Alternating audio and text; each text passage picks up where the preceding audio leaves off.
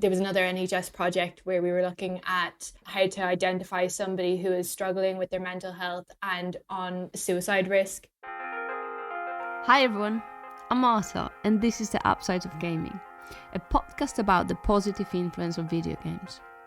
Together, we are going to explore how video games can improve education, save our environment, build community, and aid our mental and physical health. I have for you 8 episodes, 8 fantastic conversations with fabulous people.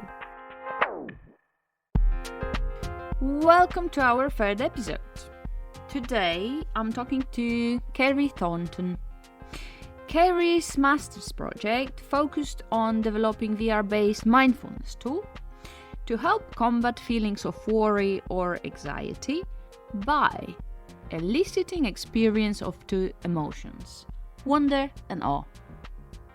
Now she's teaching at the Glasgow School of Art and also consulting for other tech companies in the mental health space. Let's get into it. How are you today? I'm good, yeah. It's a lovely day, lovely, beautiful Glasgow weather. Certainly all the seasons in a day, so yeah, it's been fun. So, Is it 10 degrees like it was last week? well, my apartment is currently very warm. My apartment, I think it could also just be the lighting in here as well. It's like 25 degrees, so I don't know how warm it is outside, but I'm absolutely melting, so I can't complain. That's awesome. Could you tell us a bit about yourself? Yep. So I'm Kerri. I'm a lecturer of immersive systems and games design at the Glasgow School of Art, and I've been doing that job for the last year. I just finished my first academic year. I'm currently still supervising master's students, but I finished teaching classes last May. Did you enjoy it? I absolutely loved it. Yeah, I actually, weirdly enough, I've been trying to actually get into teaching for a really long time, but it just kind of happened now, and I absolutely love it.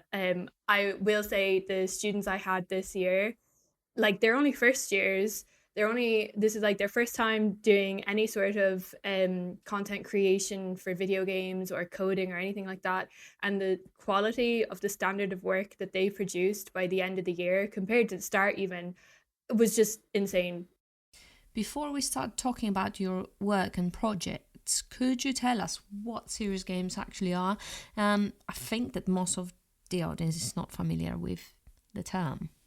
I think there's an issue with what the definition of serious games are, because the field is actually very big, but even it's projected to like grow by very like 5% in the next 10 years, which is crazy because some of the technology that it depends on is expected to grow by like 100%. So yeah, so to start, what serious games actually is, the term serious games was coined by this guy called Clark Apt in the 70s to describe games that have a purpose such as education or learning associated with them. And it's less about the entertainment value and more about the purpose of why you're actually playing this game, to learn something. And that has actually like morphed over time. And you could argue that serious games have been used arguably before that, because like the military have done like serious game simulations to like run battles, because obviously to do that in real time would have been very expensive for them to do that, because they would have cost them soldiers. So you could say it has actually been going on for a lot longer, but as we know it today, it has been a term coined in the 70s. And today, serious games are a mix of applications used in education, applications used in training simulations, things that are used in you can even have non-application like games, like serious board games. You can also have like AR applications that provide information that kind of have gaming elements to them. So it's a very broad term, I would say. Do you think that the term serious games will change as the technology is advancing? I think it's like the term serious games is probably closer to the term music, and within serious games and music there's different genres. So like you can have training simulations in serious games the way you could have like metal music. and then you can have like, educational serious games, and you can have different kinds. So I think it's an overarching broad term, because then you also have applied games, which is used interchangeably with serious games as well. I think that itself will always kind of be a loose definition. The things that will be defined as serious games will change over time. For example, the Assassin's Creed games have always been considered entertainment games, but because they are so historically accurate to depictions of the past. There's even a version of how you can play Assassin's Creed where it's actually a history lesson and an educational toolkit. And that's a game that was always primarily an educational game, not a serious game. So I think the definition of what can be a serious game will change, but a serious game as a title will probably remain broad. Yeah, that makes sense. Actually, a really interesting thing about Assassin's Creed is there's a version of Assassin's Creed, one of the games called Unity, which was based all around France. And when the Notre Dame Cathedral burned down, the team at Ubisoft had actually made a 3D model of Notre Dame that was so accurate that they were able to like give that to the builders to restore Notre Dame to the way that it was before the burning.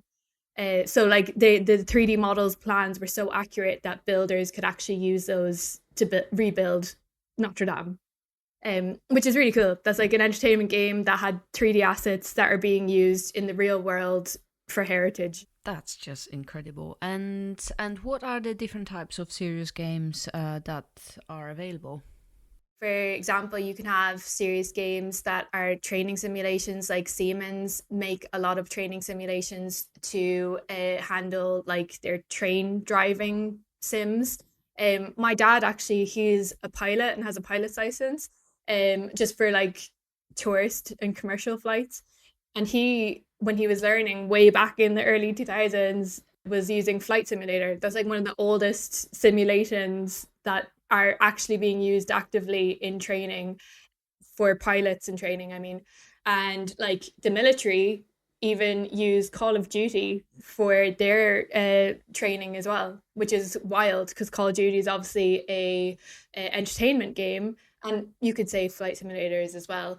But studies have found people who play games that are like those FPS shooter games and like high intense entertainment games, it actually helps them develop decision making skills under pressure.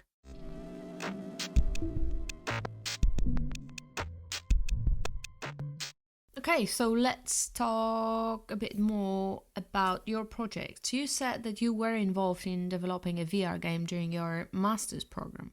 Yeah.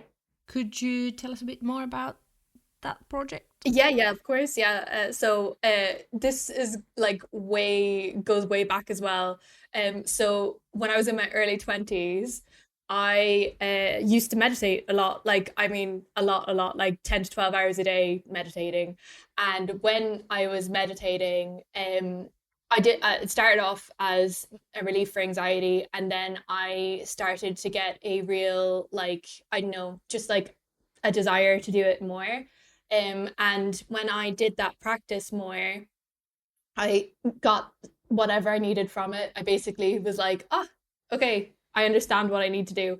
And I had this idea that meditation is like an alien practice for a lot of people. And if there was a way that we could bring the benefits to people, like of meditation to other people, without the commitment of them having to do it for 10 to 12 hours a day, like I did. And that's where I had the idea of trying to translate my experiences in meditation into a virtual reality app. And that was like years ago, back when I was in my early 20s. And then years later, finally did the course. And then I was like, I know exactly what I want to do. I want to build this meditation app. I want to get this and translate that. And I came across these studies that were all about on wonder. And this guy called Dr. Keltner, who's basically the psychologist in the University of Berkeley in California, he is he's consulted on films for Disney with like the film Soul, and I think the Emotions film as well. And he's basically this really godfather of this science of the field of awe and wonder. When I learned about that, I learned about how much benefits we experience when we experience emotions like awe and wonder. So uh, my meditation experience was that awe moment for me. For astronauts, for example, it's seeing the Earth from afar. For many people, it can be like seeing the night sky and seeing all the stars, and it's like being faced with that, wow, this is so much bigger than me. I am so much smaller. I'm connected to this much larger thing. And we actually do experience like psychological benefits from that emotion and that experience where we feel connected to something greater than ourselves. And then that feeling of connectedness helps us feel more pro-social. It makes us want to behave in a more climate positive way. It makes us kinder towards others. It makes us less aggressive. It also diminishes any perceived differences we have as well. Like there's so many benefits to it. So when I learned about that on my master's course, I made that the focus of my meditation app, that I wanted to make these environments that were awe-inspiring and trying to generate those feelings of awe and wonder in people. And actually VR itself, when people use it for the first time as a novelty, is like this awe-inspiring device. People, when they put it on, they're literally, every single time somebody does it for the first time, they're literally like, wow. And they're like just in this 3D world and they can't believe their eyes. It's really endearing to see everybody's first VR time. Um, Using that vehicle helps drive this emotion, which then helps us feel better. And that was kind of the whole point of me doing the application. I did the application, got a distinction in my master's, so well pleased about that because I'd never done coding or anything like that before this year. And then I was working with a company to take that project further. So that company was building their own like platform, which was a multi-functional space, and my project was going to be one part of that space. So that was just one of your projects. I believe that you worked on more. Yeah, so we had multiple projects at the VR Hive. So we worked on that education platform. So that was a part of it. My whole part of that platform was to develop the mental health space with my team and basically kind of design what that's going to look like, what kind of functions are going to happen there, what activities people are going to do in that space. And then the meditation thing that I'd done was part of that as well. And other things that we worked on, we'd made a climate change app that also kind of taught kids about their mental health as well. And that was like trying to teach kids the scientific method. And then while they're also doing that, they were learning about how to handle anxiety and how to help somebody who's suffering with anxiety as well. And then we worked on the NHS endoscopy project, which you would think that was about, building a simulation for doctors on how to do an endoscopy in VR. It was not. It was a simulation on how to teach surgeons who are doing this process with their patients how to teach them how to talk to their patients while they're having the procedure. Apparently this is a big problem with endoscopy surgeons. Like their patients they don't have a good bedside manner basically. And the NHS wanted a simulation to help them develop that, which is not what you would think, but yeah. Oh, wow. I never thought about it that way. Yeah, I never thought about it either until we got these projects. I just, you just kind of assume that they just know how to do all that stuff because that's just part of their job. But you actually don't realize that some of them really don't know how to do this. They don't know how to talk to their patients. They don't know how to do that human side. Like the most amazing surgeons in the world, maybe, but they're just very bad when it comes to bedside manner or just, yeah, that human side of it.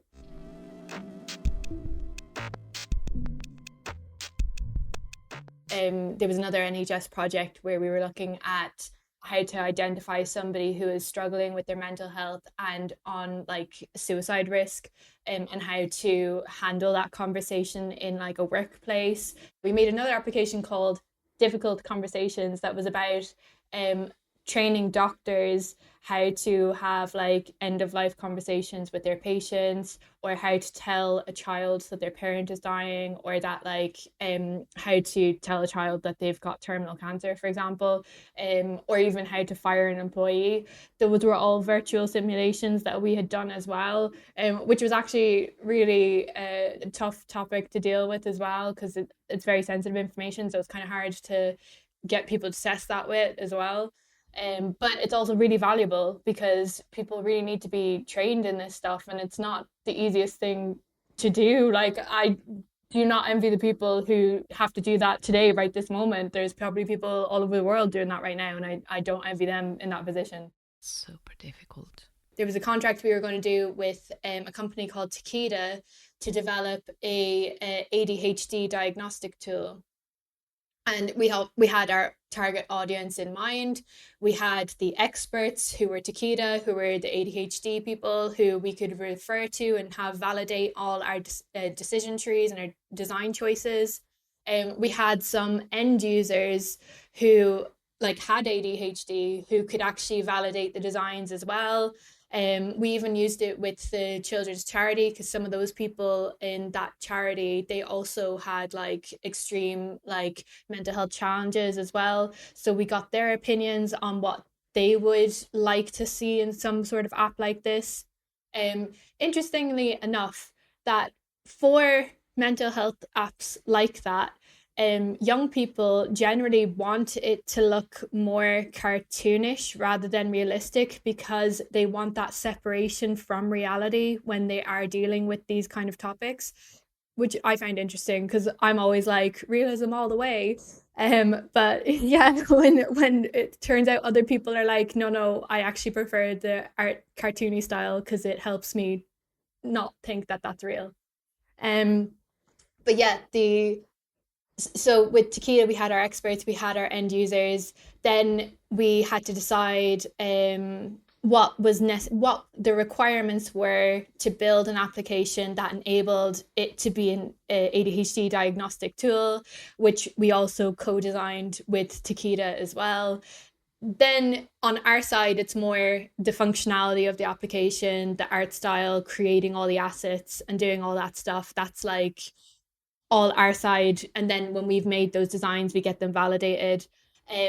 One of the biggest challenges, I think, like if that was aimed at young people at under 18s, the paperwork and the legal stuff is something you really need to know like a year before you've even started developing, and safeguarding, all that kind of stuff. Like entering a digital healthcare market in the UK is not for the faint of heart. Like it is so much paperwork and so much barriers to entry, and those barriers come with like costs that just get higher and higher as well.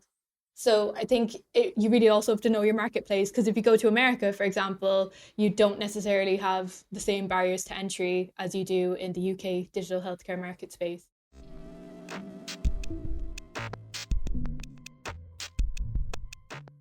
I did work with another company, and they were making a meditation app for children in VR. My job with them was a consultancy role. And my first like day with them, I was literally like, so who's this for? And they're like, oh yeah, it's for children, but you're making it in VR. And they were like, yeah, VR is not recommended for children like under age 12. So it's just things like that, that many companies are like, oh, this is a great idea. We should totally do this, and like using AI and all these things. And you're like, maybe not though. Why is it not recommended for using by children under 12 years old?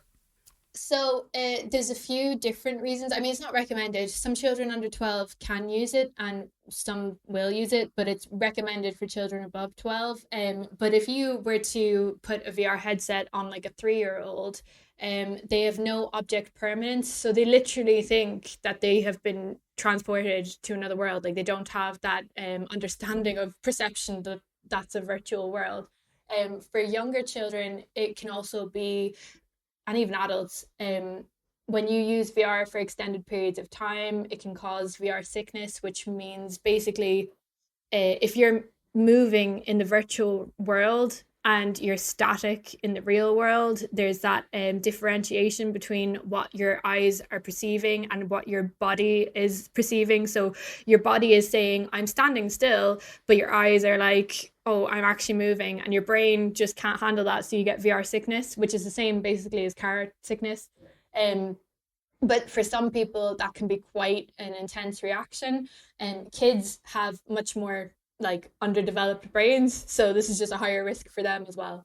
I'm actually one of those people. I cannot deal with that at all. I'm sick straight away.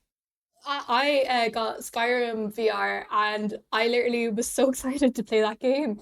And because I've spent so much time on the regular console playing it, and then I got it and I literally was, I had to take it off as well because I was like, I literally can't deal with the movement. Like, I feel so sick. But it was really cool being in the 3D world, seeing all the characters when standing still. Like,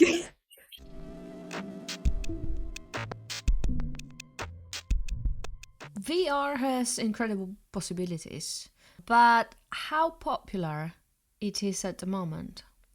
I do think that VR itself probably hasn't quite hit the adoption rate that it should in order for it to take off. Like I think AR, like phone apps, where when you have IKEA furniture and you can see what it looks like in your house, or you can do Pokemon Go or whatever, that has taken off because everybody has a mobile device, and AR can be used by almost anybody who has a mobile device. I think even the most old phones out right now that most people would have can run AR applications. And it's much more accessible. So that market is projected to grow like exponentially in the next 10 years, whereas VR is still got that barrier to adoption because you need the headset. I mean, you can do VR on your phone as well, but it's not as good as doing it on an actual headset. And I think that's one of the limitations to VR as a technology as well. Like it's really only enthusiasts and developers and industry people who seem to be getting into VR, I think. VR headsets are not as expensive as they used to be. Mobile phones are super expensive. I think that people just don't realize that VR headsets are quite accessible. Yeah. Yeah, I think I mean, it really depends on the VR you get as well, because you can get VR that's really accessible. Like there's those gaming shops, the CEX stores. I have one of those down the road from me. You can get a virtual reality headset for about £30. And if you have like I have an Oculus Rift headset and I have a gaming computer. Many people have gaming computers who probably would not invest in VR because they're like, oh, that's too expensive. And I've already forked out a load on this gaming computer. But if you have a gaming computer, I'd recommend going for something like the Oculus Rift headset because it's quite accessible. Because you can get one for like £30, even on eBay. And if you have a gaming computer, that's doing all the hard work of running the software. Really, your headset is almost just like a monitor with sensors for the controllers. Um, but as a regular consumer, I would say, of virtual reality, not many people I think are going to adopt it because it's seen as a single function device. So it's not like your phone, where your phone can be your camera, your iPhone, it can be, or not your iPhone, your like iPod, sorry, your music device. It could be All of music. them, probably. It could be music, your wallet, it could be everything. Like I literally don't need anything else except my phone when I go out.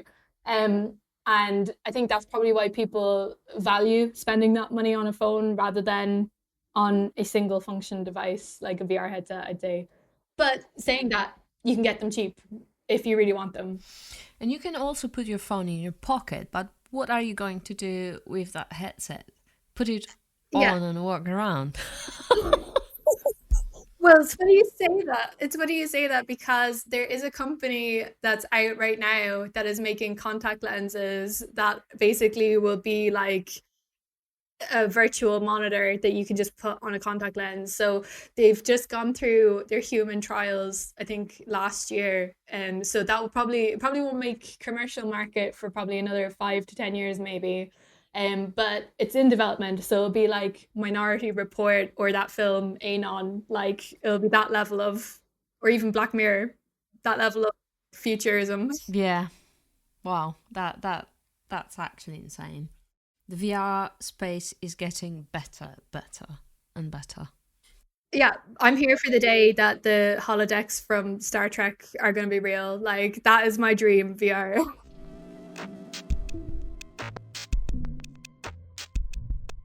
And how are serious games doing in an educational space? How are they perceived? So I would say that serious games are being perceived very highly in third level education specifically. One of the last clients we had with the VR Hive was actually the Royal College of Physicians down in Edinburgh, and we were chatting to them about doing a project to help their students have more educational resources. And I think that's what a lot of third level education is looking at, is using digital tools to make more educational resources for their students. I mean, COVID also really drove this forward because many, like our course, for example, we teach very technical skill based courses, so a lot of our work was online already.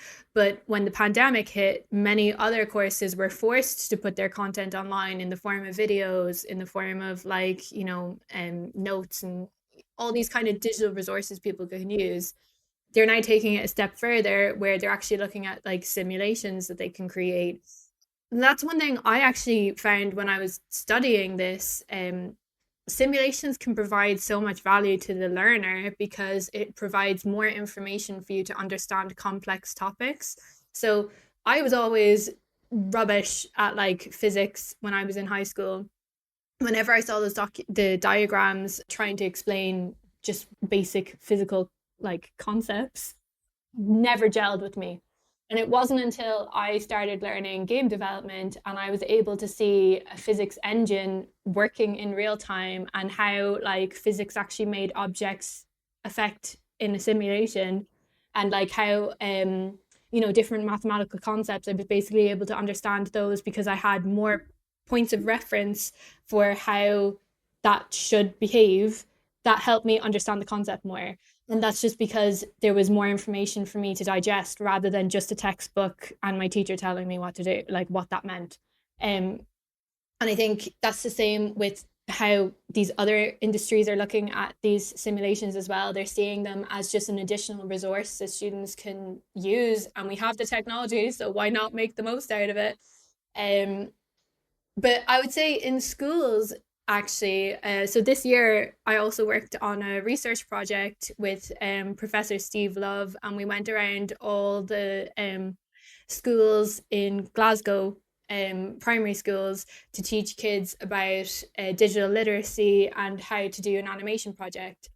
And that's probably where most of the education in this space is going towards in primary and secondary education, where it's more about digital literacy and kind of understanding technology in terms of how we actually use it and develop technical skills, but also how we consume it and how we're able to understand like what's a scam, or is this a fake image, is this like a safe website, that kind of thing as well. Okay, yeah.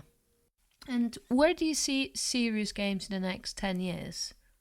I was about to say 5 years, but 5 years I think is a bit optimistic. Everything takes time.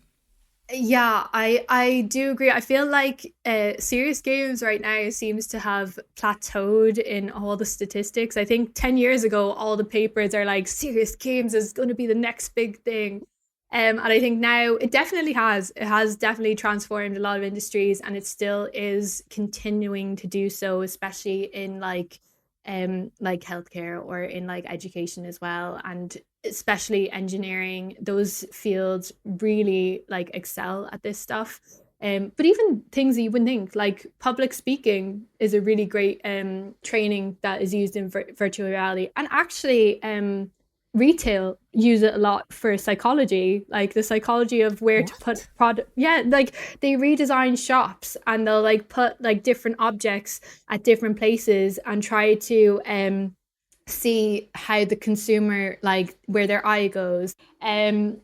that's definitely going to continue, and it already is. Like if you look at Gucci, I think it was, had developed an AR application for their a pair of their shoes that they'd released. Now the actual shoes I think cost about 2 grand to buy new, but you could buy the digital version for like $12 on your phone, and then you could look at your feet on your camera wearing these like digital shoes, and they sold more copies of that than they did of the actual Oh, wow. shoes. That I think they made more profit from the application than they did from the actual shoes. And that is another thing that's probably going to take off, I think, is more silly apps like that. But yeah, I think serious games kind of is going to expand again, but I think it's not necessarily going to be like serious games the way that like we made for our master's degrees. I think it might be game like applications that have more serious elements, like maybe more things like entertainment games like Assassin's Creed having more educational components. And Trip, for example, was a commercial meditation app that I am like the biggest fangirl of. Like I learned about them and I'm like, oh my God, dream company. The girl who's the woman, sorry, who's the CEO who runs it, Nanea Reeves, she's actually the first cousin of Keanu Reeves. And she was one of the first people to get her hands on one of the developer kits for the Oculus headset. So it helps having connections in Hollywood to get you these things. Yeah.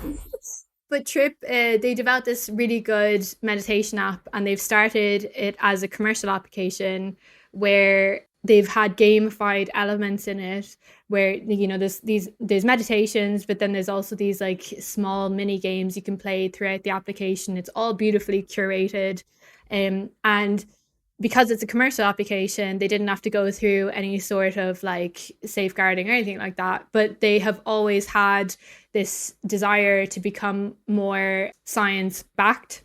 So as it became commercially successful, I think it was literally listed as Times App of the Year last year. They have now been giving out the application to other like universities and students to do all these studies with their application to try and get the benefits from it as well. They're actually looking into On Wonder research as well with their application, and that's the way a lot of these companies seem to be going. They seem to be going the commercial route first, entertainment route first, and then going into the more serious spaces later. So I think serious games as itself is probably going to like stay within this a smaller growth range, but everything else around it is going to grow and have more of these elements, because it is a huge chunk of like the games industry that many people aren't even aware of. I think AR is projected to grow so it's currently at like 43 billion, and it's projected to grow to 432 billion. And that again is just because of the accessibility. Like everybody has a phone, and because everybody has a phone, that means it's easier to develop those kind of apps because you can guarantee that people will actually be able to use them. So yeah, I think that's a huge part of developing any sort of technology as well. First, can people actually use it? Yeah, that should actually be a priority before investing resources that could be used somewhere else.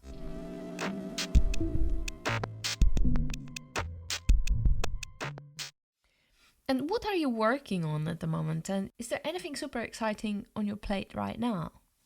So, well, one of my students that I'm currently supervising is making a desktop application that is about teaching people to do teaching awareness about dissociative identity disorder. So this is something I had never heard about before, and I thought I was well versed in mental health, but I'm not, so apparently. But yeah, no, this was something I wasn't aware about, and her video game is basically a serious game to try and emphasize what it's like when you experience this. So she's developed this entire virtual world where you go around like a city and you go and do like your normal things, like go to the grocery store. The world is very detailed, and there's a lot of really cool interactions to do in the world. And then in the middle of the story, in her story, you have like an episode that is what somebody with DID experiences. and then you wake up somewhere and you're completely confused and you don't know how you got there, and it's this puzzle game to try and figure out your way back. And this is basically apparently what people with DID actually experience, and what they have to do when they go through an episode. They kind of have to mentally like figure out how they got there so they can actually get their bearings again. And that is a really impressive project because she has done this all herself. She's a one-woman studio. I have another student who also created a heritage application that's about promoting tourism in China in a specific village. And he's telling a story about the peach blossom tree, which is this very well-known cultural story in China. Again, his game is beautifully created and curated. It's stunning. He has all of this interaction, like he's got like NPC characters who are walking around, and he's got like, it just basically looks like a very polished game experience, which both of those are not things you expect from somebody who has never done games design course before, and they've only been doing it for 1 year. So the standard of level of learning that they have is just next level. So there's two examples. But I think they also have tools to like AI, whereas AI can like help them understand code if they don't understand it, which helps them then learn faster.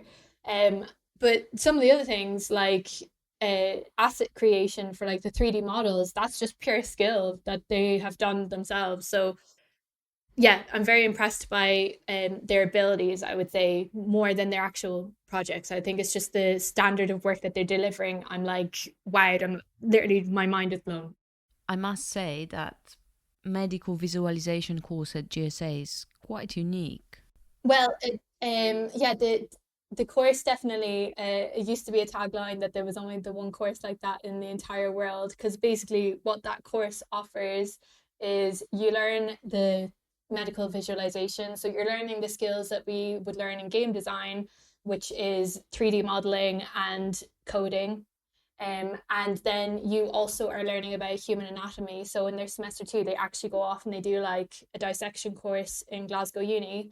And then they come back and they do their master's project, which is usually a mix of their skills that they've learned from coding and from the 3D modeling and design.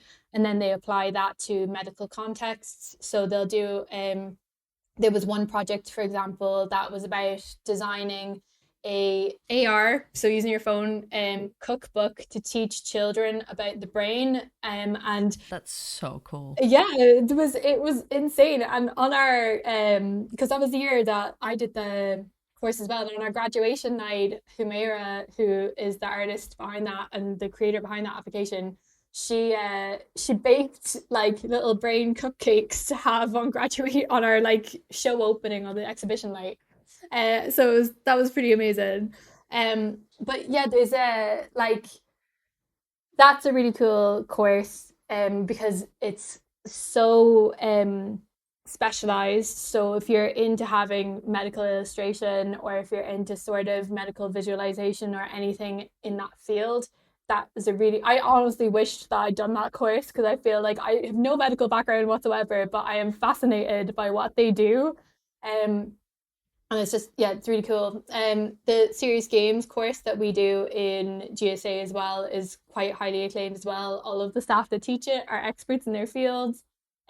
We have a really rich community as well here that I think not many people are aware of, where we have the Scottish Games Network. So GSA often goes to a lot of their events, and they like will come to our events as well. So there's like a network of game developers in Scotland that's very small, but people get to know each other very quickly.